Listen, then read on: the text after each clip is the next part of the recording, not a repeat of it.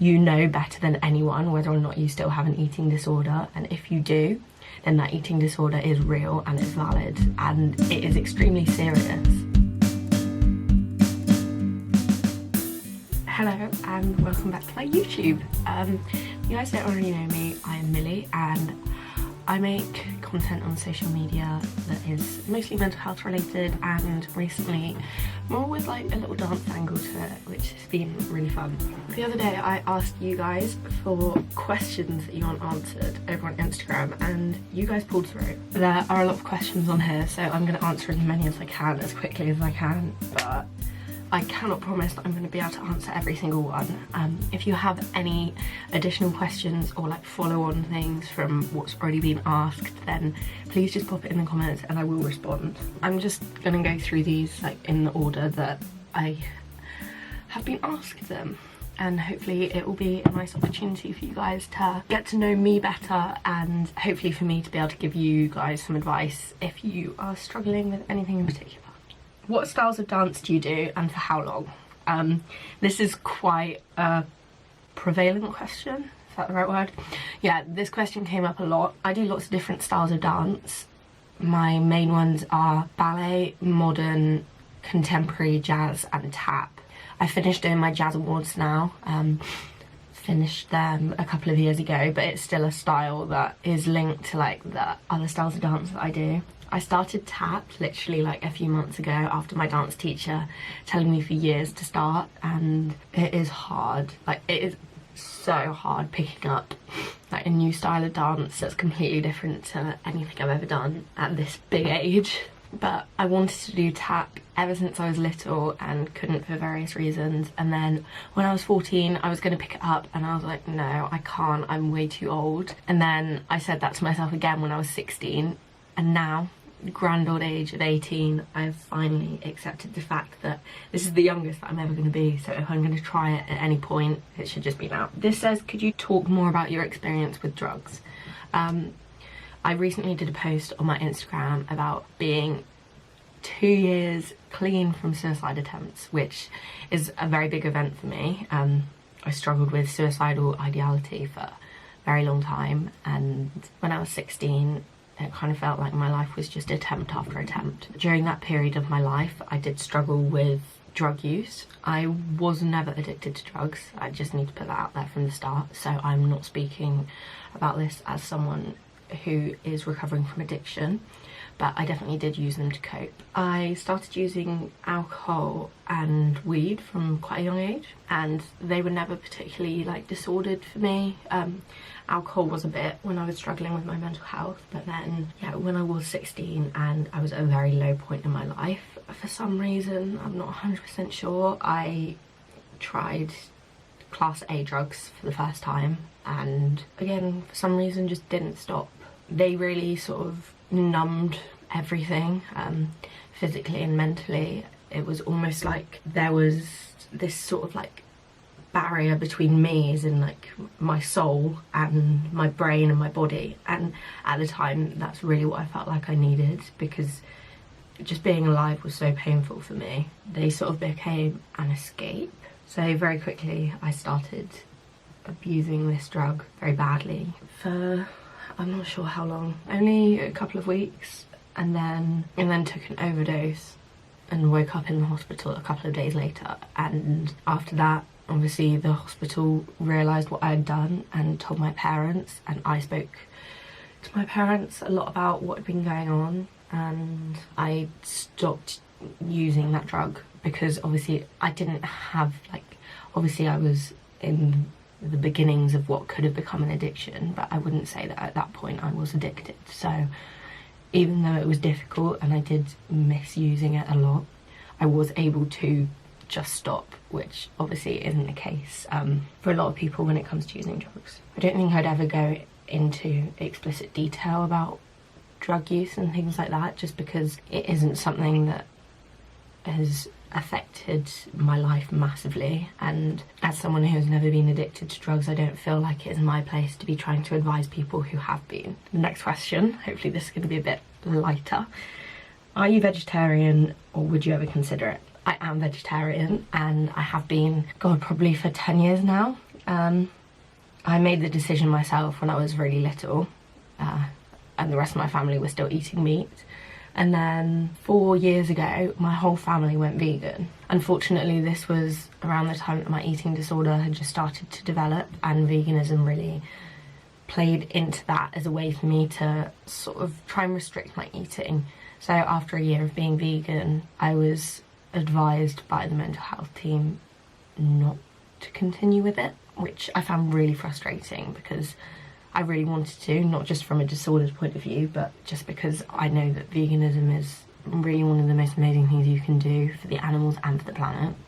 And since then, I haven't been able to be completely vegan. So you guys probably tell I eat quite a lot of cheese and chocolate, but apart from that, I would say that my diet is predominantly plant-based. I still don't eat meat or eggs or like dairy milk. I would just advise, if you are recovering from an eating disorder or you struggle with disordered eating habits, I would think carefully before making big changes like that to your diet. For me, vegetarianism wasn't ever restrictive, but I think that is because I've been vegetarian for so long, even before my eating disorder developed, that it wasn't restrictive in any way for me. But I know that for some people it can be if that decision isn't made in a happy and healthy way. Don't feel guilty if right now cutting meat or dairy out of your diet isn't the right decision, because it might not be, and that's okay. How often do you have to work to afford your teacher training? So for context, I am training to become a dance teacher, and unlike if you go to uni or something like that, there isn't like a grant or a loan from the government available, so I'm paying for it all myself, which gets quite expensive, not gonna lie. So I work part-time at a pub, making food and washing dishes, boring things like that, to be able to pay for all my dancing. I, at the moment, probably work around 20 hours a week, so it's quite a lot. I'd say I'm dancing 20 hours and working 20 hours, so I'm just trying to like find that balance of being able to cope with both and not being like too exhausted for either. I just try and tell myself that at least I'll come out of this without loads of debt, even though it is difficult obviously paying for all my education like as I go. What does a normal week look like for you in terms of dance training, work, etc.? I can actually film a YouTube video on this if you guys would like. Week in my life. My life isn't very interesting, it's quite repetitive. On a Monday, I am usually recovering from the weekend because I work all weekend, and then I dance all evening. On a Tuesday, I dance all day. On a Wednesday, I go to work and then I have dance. On a Thursday, I have my day off from dance, which is very exciting. So I usually work. Thursday is also usually a day that I try and catch up with friends if I can. On Friday, guess what I do? I work and then I dance. On a Saturday, switching things up a bit, I dance and then I work. And on a Sunday, I'm usually working all day. And if I'm not, then I'm dancing.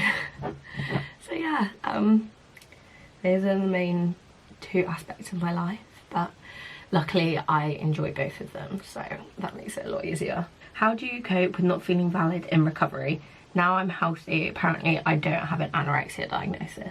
Feeling valid is such a massive part of recovering from an eating disorder, and I feel like healthcare professionals haven't really realised how important it is to validate their patients yet.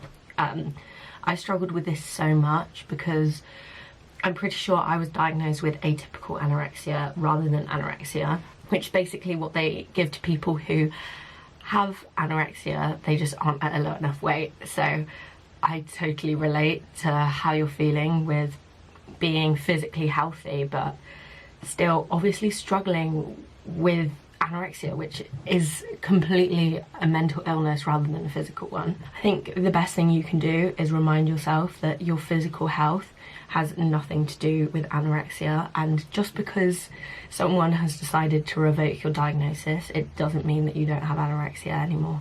It doesn't mean that you're self-diagnosing by saying that. You know better than anyone whether or not you still have an eating disorder, and if you do, then that eating disorder is real and it's valid and it is extremely serious, and you still deserve recovery from it. Do you have any tips on dealing with extreme hunger?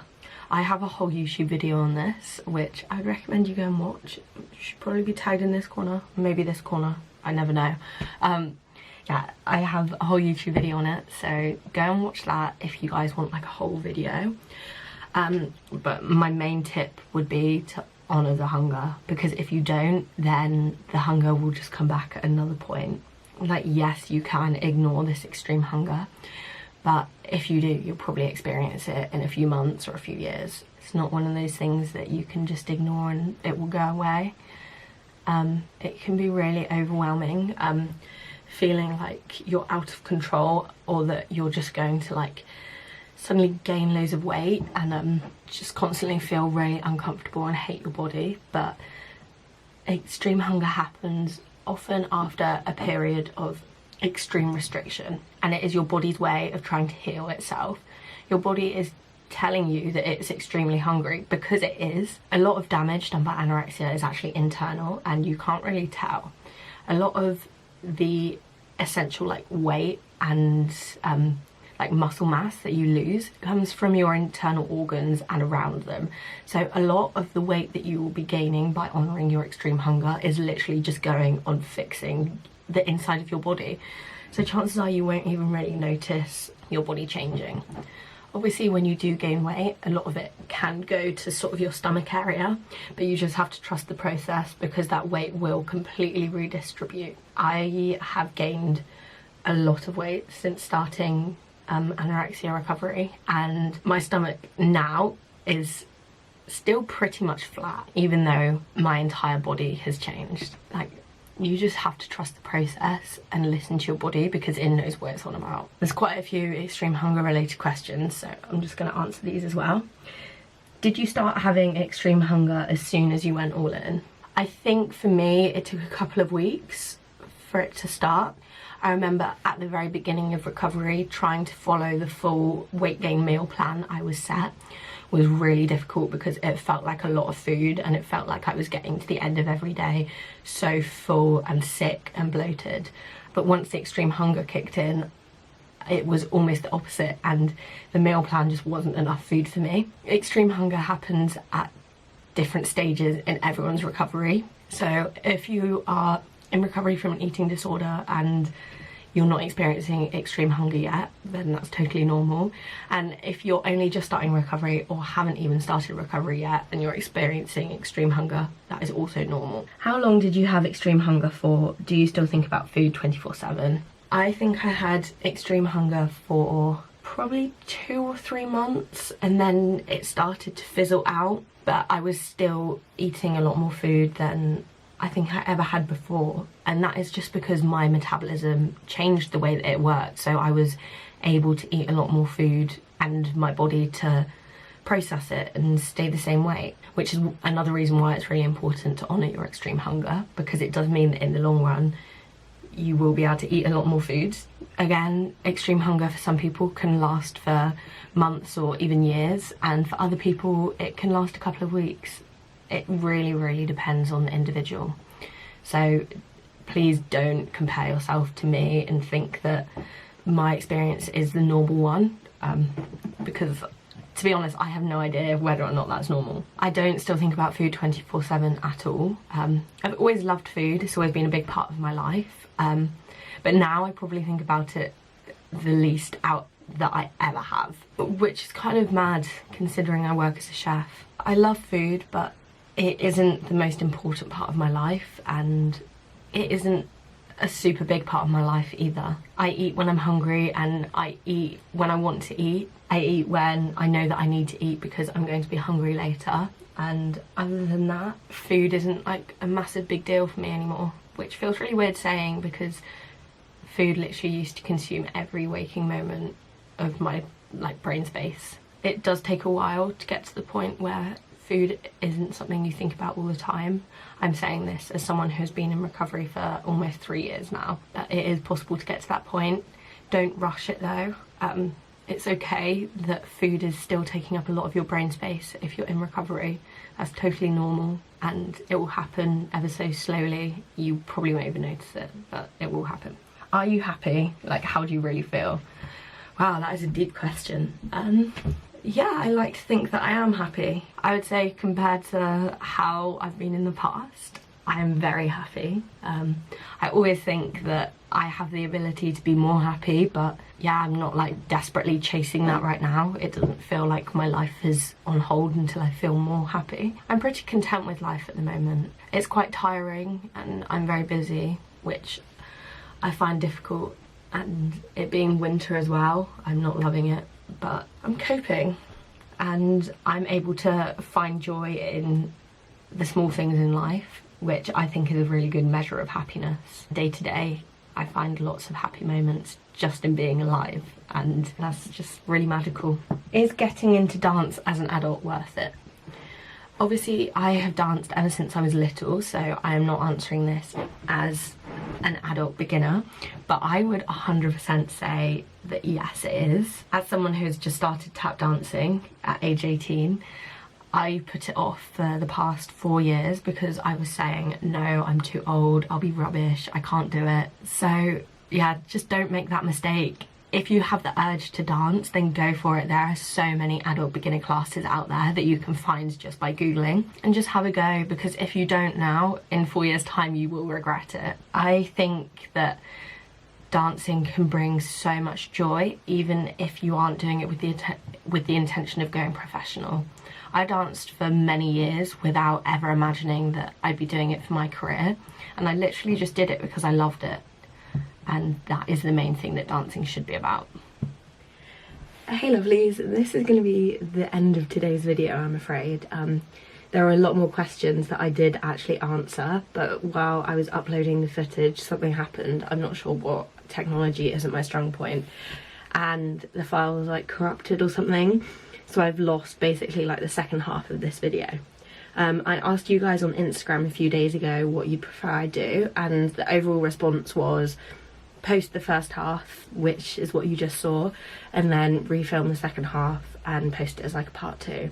So I will get around to answering the rest of your questions, and that will be up next week or the week after, depending on what order I decide to post videos in. So I am sorry that this video wasn't longer and that I didn't get around to answering more questions, but I promise I will very soon. Thank you guys for being here today and listening to me waffle for like the past 15 minutes. I appreciate you all loads. I hope you have a wonderful rest of your week, and I'll see you guys soon. Look after yourselves. Bye.